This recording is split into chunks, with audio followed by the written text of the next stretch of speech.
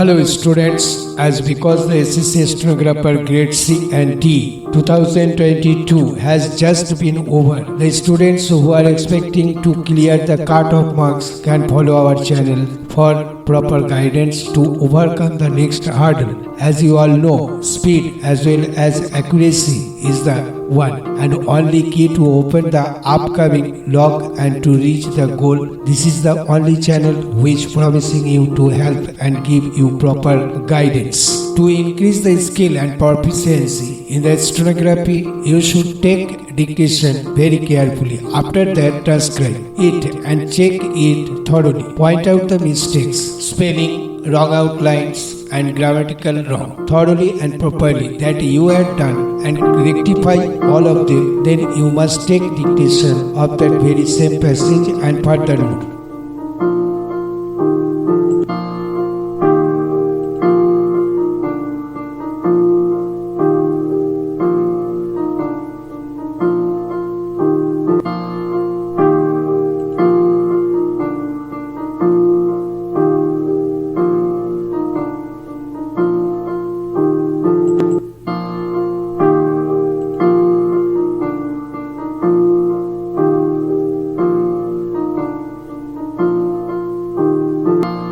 Let's start. Mr. Deputy Chairman, I have to thank honorable members for the kind words that they have said about the government in the course of the discussion this afternoon. This is an occasion of more than ordinary significance. The political history of India had many vicissitudes, and this particular day will be remembered as placing another milestone in our progress towards an ideal state. There have naturally been many storms, and we have had to pass through considerable stress and strain.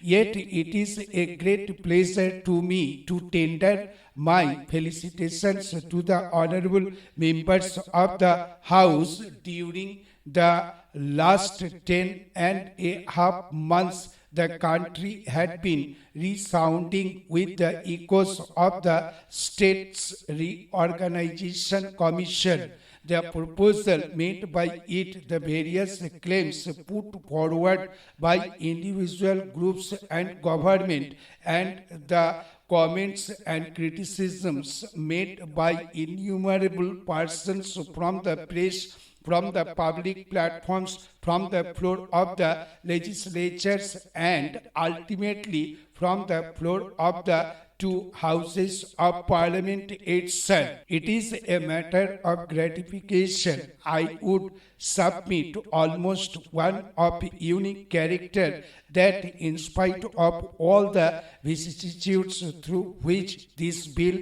had to pass, ultimately the form which it has assumed and which represents the fruits of the collective wisdom of the two houses of parliament, has the support, almost the unanimous support of both the houses. I would like honorable members just to place before themselves the picture of the new map of India. So far, we had a large number of states. Perhaps there were 20 states besides some other territories, but now we will have only 14 states and 4 territories besides the Andamans, the Nicobars and the Lakshadweeps. The citizens of this country will be living in the states, and only less than 2% or just near about 1% will be living in the centrally administered areas. It is worth considering now whether we have not really succeeded in evolving a scheme of which we all can well be proud. If honorable members will consider the case of each individual state, they will find that almost unanimity had been reached, except in the case of Ahmedabad in Gujarat. If you take one state after another, you will find that almost all people in the country have now accepted the scheme that is contained in this bill. If you take the various states, you will see that Tamil Nadu, Andhra, Kerala, Punjab, Rajasthan, and other states have virtually accepted the scheme contained in this bill. It is unfortunate that there has been some amount of difference in Ahmedabad in regard to the bilingual state of Bombay, which was introduced in this bill with the unanimous support of the members of the Lok Sabha, and I hope with the backing of most of the members of the Rajya Sabha, if not of all of them.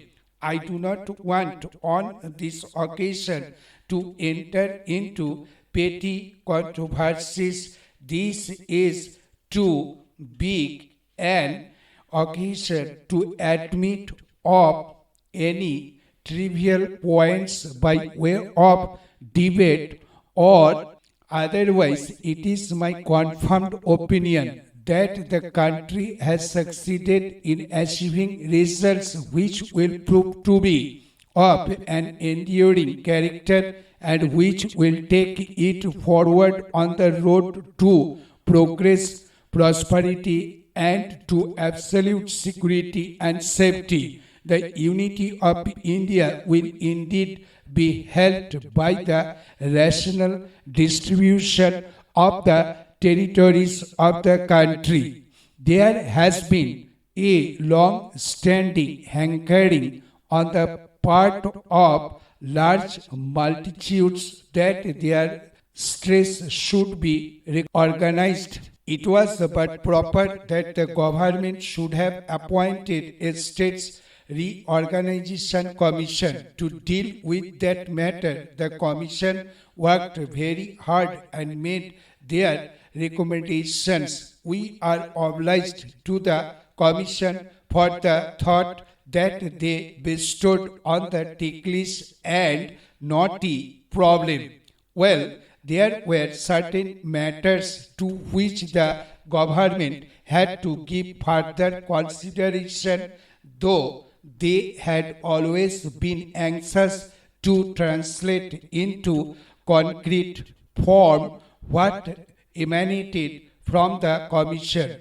Whatever changes have been made have been, I believe, for the better, and they have made the entire scheme more acceptable. The bill that was placed before the House was certainly placed with the approval of and at the instance of the cabinet.